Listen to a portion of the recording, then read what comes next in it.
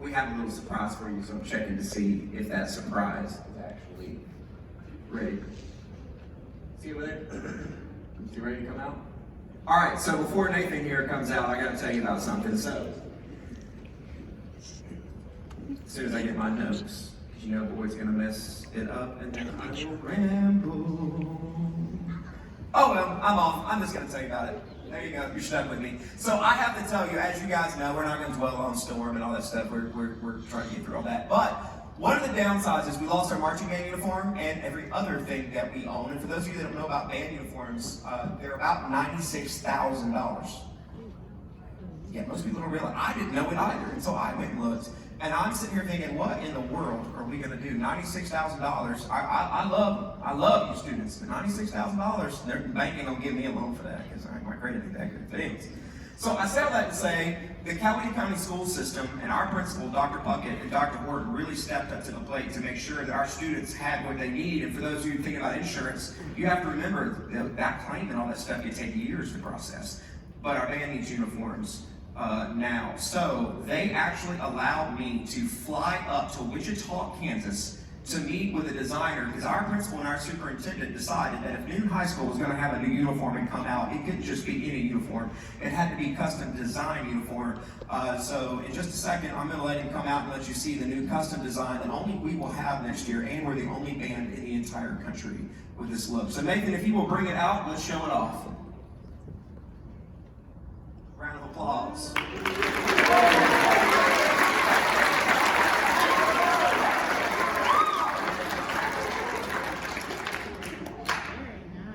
So anyways, I say that to say I want to turn around and let them see it. They're the ones that want to see it. Model it, Nathan. You got to do a little bit of this. You got to do your chin thing.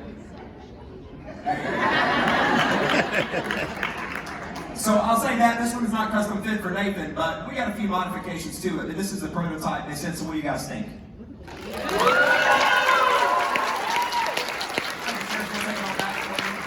While he's getting changed and getting ready for the next one, I have to say this. And trumpet ensemble, if you want to go ahead and be walking out, because you know I skipped a whole bunch of stuff, got out of order, as I tend to do. We actually met with several designers from drum and bugle corps, including Steve and Aaliyah and a whole bunch of others. So for any of you that think I put that together, I need you to know my wife is here somewhere. She will tell you that I have no design bones in my body. I'm actually colorblind. And well, let's just say somebody didn't help me find clothes tonight that actually match. So I didn't come up with that. But anyways, this group that is setting up here, we spent a great time looking for student leaders and folks in the band to kind of step up and do that kind of stuff. And I have to tell you, the trumpet ensemble here, this group is 100% student-led. I didn't rehearse any of this. This is just a group of people that kind of get together on Mondays and many days before school and practice, and they've been working really hard. So they're going to play two pieces for you tonight. Jack, what's the first one? Spanish Voices. Jack wanted, he was reminding me I had them out of order, I think, on the program. Sorry, Jack. So Spanish Voices and then Pensive Thoughts, all by James Alcott. So if you will give a round of applause and welcome the trumpet ensemble. All right.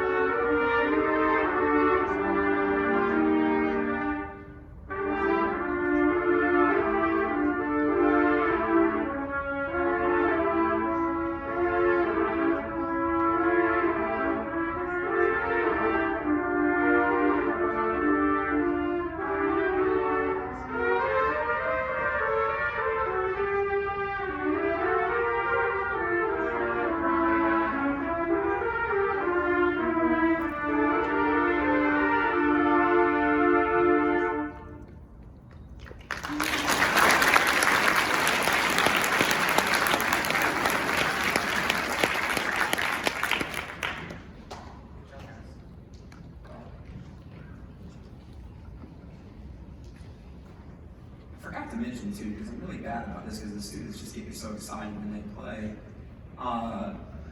In the first piece that we played, folk dances, I didn't recognize any soloists. Did we have any soloists in folk dances?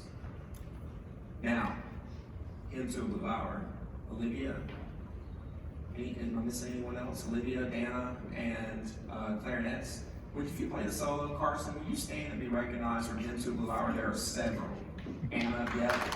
I told you that, stinker. Sorry about that, team. I'm bad about that. So we performed some music today from across the pond, well, Russia to be exact, and we performed a tone poem with a little bit of beauty and insight. We shared a little bit of chamber music, but now I think it's time to do a little bit of American music, a little bit of John Philip Sousa. So we spent a great deal of time looking for the next band director at Newnan High School. I believe when the resumes got to my desk, the ones that I got a hold of, there were over 87 strong. And it was a hard task because there were so many good ones. But what started out as a search for a colleague has ended with an individual who's become my friend. And to know her is to love her, and the students and I learn from her every single day. So the next piece of music we're going to play is one of the greatest wind band literature composers of all time, and the students love John Philip Sousa. They all share my passion for John Philip Sousa, correct? They'll tell you we read it all the time.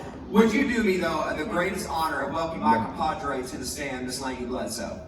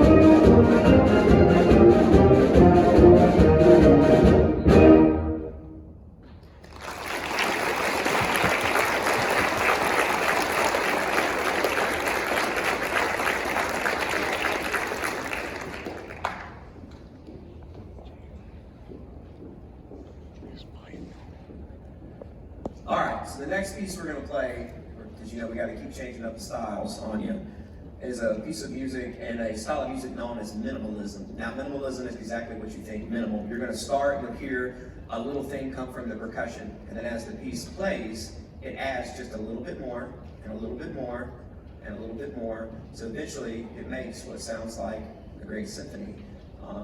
So the next piece is, it also makes you want to dance. That's the only thing reason why I think they put the dances on the end of it, but it's called Minimalist Dances by Matt Conaway.